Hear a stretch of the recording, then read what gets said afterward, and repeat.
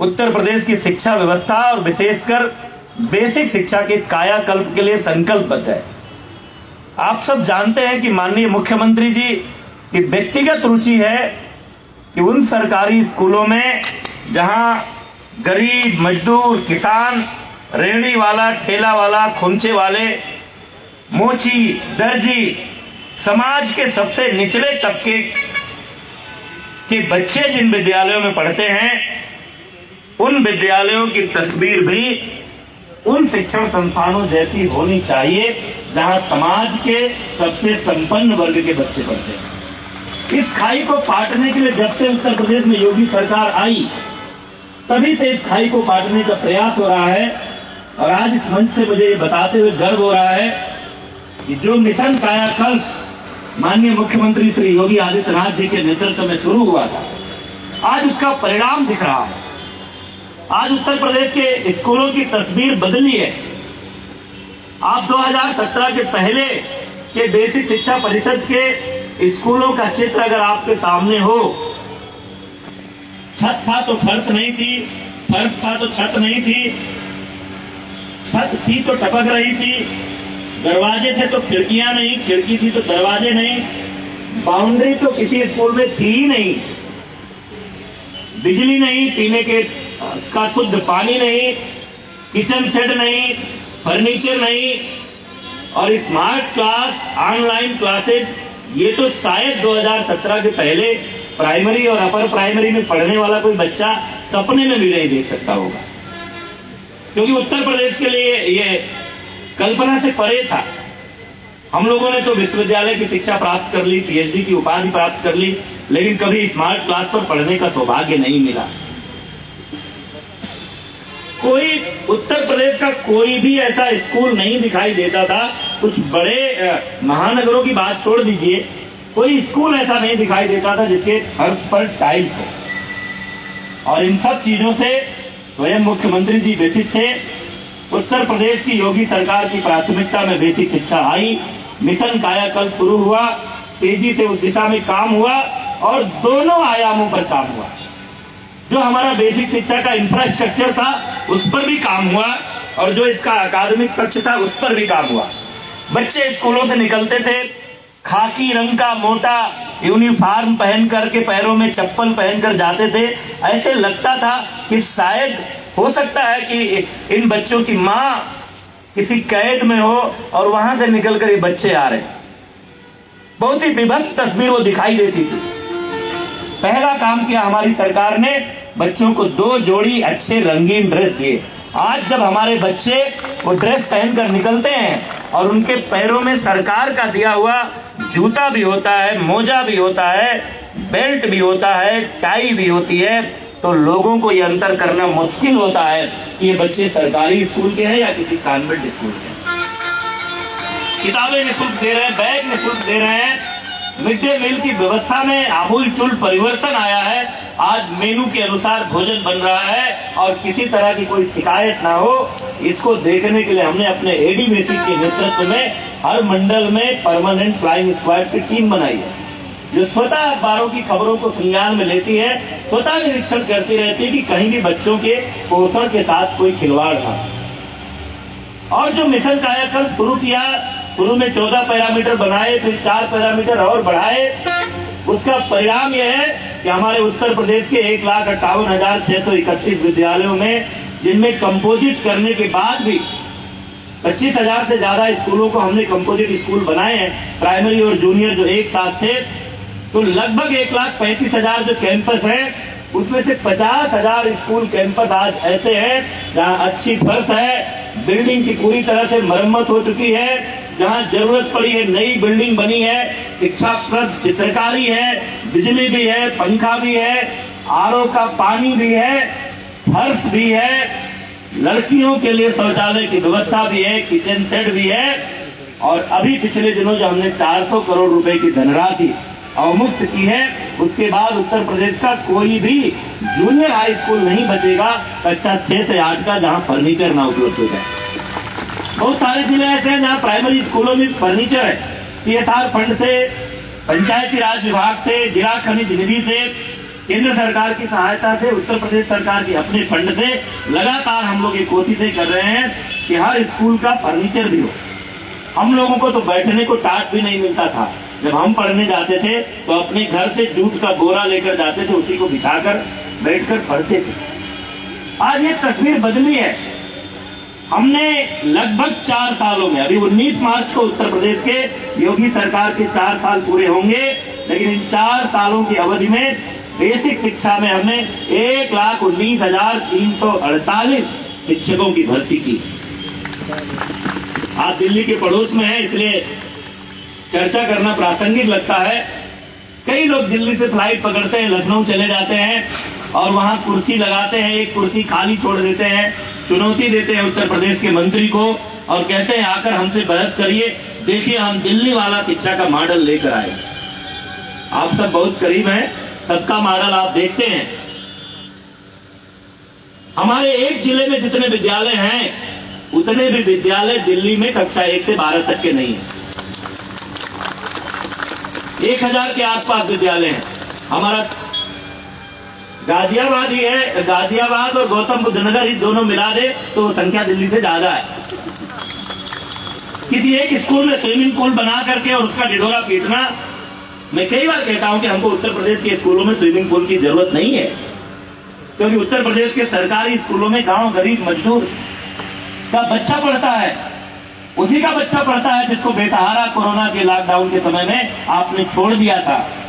वह भी जब अपने बच्चों के साथ वापस गया तो वहां पहुंचते ही उसके बच्चे का इंतजाम भी हमारे बेसिक शिक्षा परिषद के स्कूल में हो सके, वो व्यवस्था भी हमने तुरंत की। और मैं कई बार चुनौती देकर कहता हूं कि पूरी दिल्ली की सरकार ने, आम आदमी पार्टी की सरकार का जो कार्यकाल 6 साल 7 साल का गुजरा है, सभी विभागों में मिलाकर 6 साल में जितनी नौकरी नहीं दी होगी उतना अकेले उत्तर प्रदेश की योगी सरकार ने बेसिक शिक्षा विभाग में दी। हम किसी से तुलना नहीं कर रहे, हम कभी ये भी दावा नहीं करते कि हमने सारी परिस्थितियां ठीक कर दी हैं, लेकिन हम कोशिश कर रहे हैं। हमको 2017 के पहले का बेसिक शिक्षा विभाग जैसा मिला था और आज जैसा है, जो आदमी 4 साल पहले उत्तर प्रदेश से बाहर गया था अब वो लौटता है तो वो पहचान नहीं पाता है कि हमारे ही गांव का स्कूल है। हमने 5000 से अधिक स्कूलों में स्मार्ट क्लास दिए हैं और इस कोरोना के लॉकडाउन में हमारे शिक्षक अधिकांश यहां बैठे हैं। इसलिए मैं आज इस मंच से उनको आभार प्रकट करना चाहता हूं कि जब लॉकडाउन शुरू हुआ था, निजी विद्यालयों ने ऑनलाइन क्लासेस शुरू किए थे, तब किसी को यह कल्पना नहीं थी कि उत्तर प्रदेश के बेसिक शिक्षा परिषद के स्कूलों में भी ऑनलाइन क्लास चलेगी। लेकिन माननीय प्रधानमंत्री जी, माननीय मुख्यमंत्री जी और हमारी एक अपील पर कि हमारे शिक्षक कोशिश करें ऑनलाइन क्लासेस चलाने का, ताकि हमारे बच्चे उस ट्रामा जैसी सिचुएशन से बाहर निकले, कोरोना का भय उनके भीतर से बाहर निकले और उनके पठन पाठन की क्षति की पूर्ति हो सके।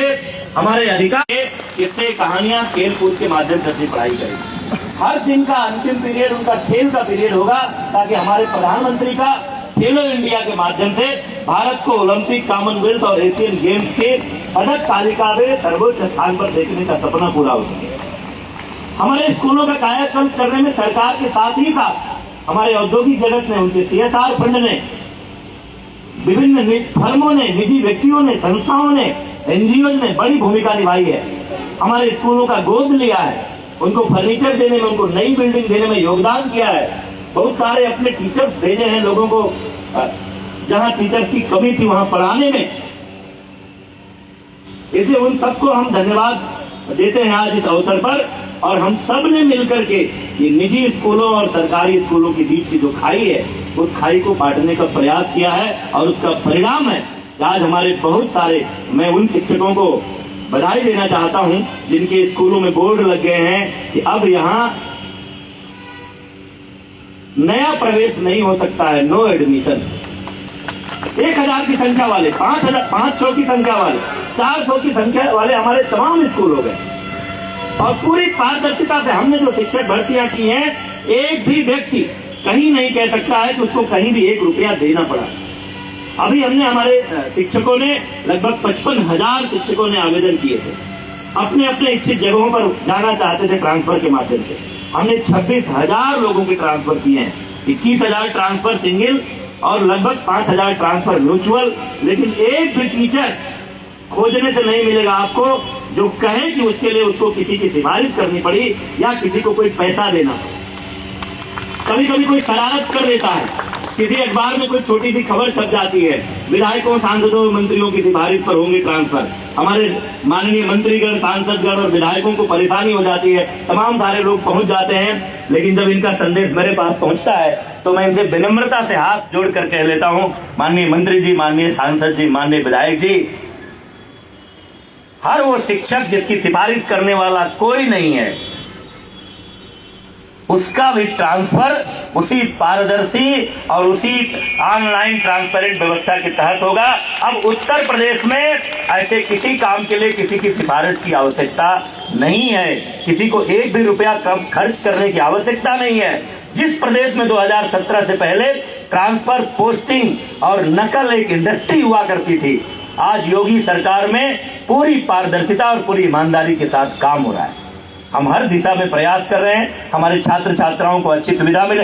लॉकडाउन में स्कूल बंद थे, मैं आदरणीय जनरल साहब को वैसे उनको जानकारी होगी, लेकिन मैं सूचना देना चाहता हूं, जब स्कूल बंद थे तो हर बच्चे का 2 जोड़ी ड्रेस, उसका जूता, उसका मोजा, उसकी किताब, और जितने दिन खाना नहीं बना मिड डे मील का लॉकडाउन के कारण, उतने दिन का प्रतिदिन पर बच्चे के हिसाब से अनाज और उसके कन्वर्जन कास्ट का पैसा हम उस बच्चे के घर भेज चुके हैं। आज का उत्तर प्रदेश इतना पारदर्शी और इतना ईमानदार उत्तर प्रदेश है।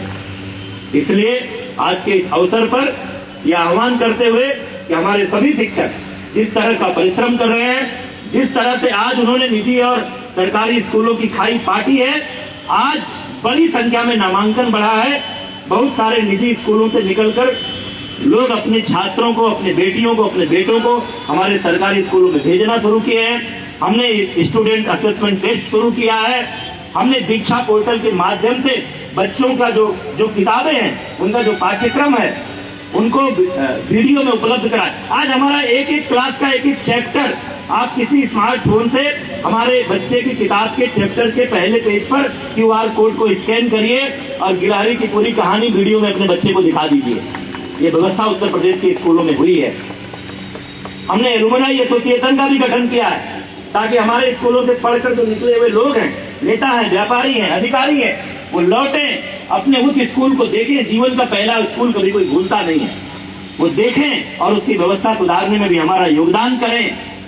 बहुत सारे ऐसे नवाचार हम लोगों ने शुरू किए हैं और मुझे प्रसन्नता है कि पूरा उत्तर प्रदेश की जनता, हमारे शिक्षक, हमारे सभी शिक्षक संगठन और हमारे मीडिया के लोग, हमारे व्यापारी, हमारे राजनीतिक लोग, तमाम सारे पार्टी के पदाधिकारियों ने स्कूलों को गोद ले रखा है, उसको सजाने संवारने में अपना सहयोग कर रहे हैं। आप सभी के सहयोग से उत्तर प्रदेश की बेसिक शिक्षा व्यवस्था का जो कायाकल्प हो रहा है, उस कायाकल्प के प्रति बेसिक शिक्षा मंत्री होने के नाते आप सभी के प्रति आभार प्रकट करते हुए और जनरल साहब के क्षेत्र में गाजियाबाद की धरती पर आप सबने जो स्वागत किया है, अभिनंदन किया है, उसके प्रति हृदय से आभार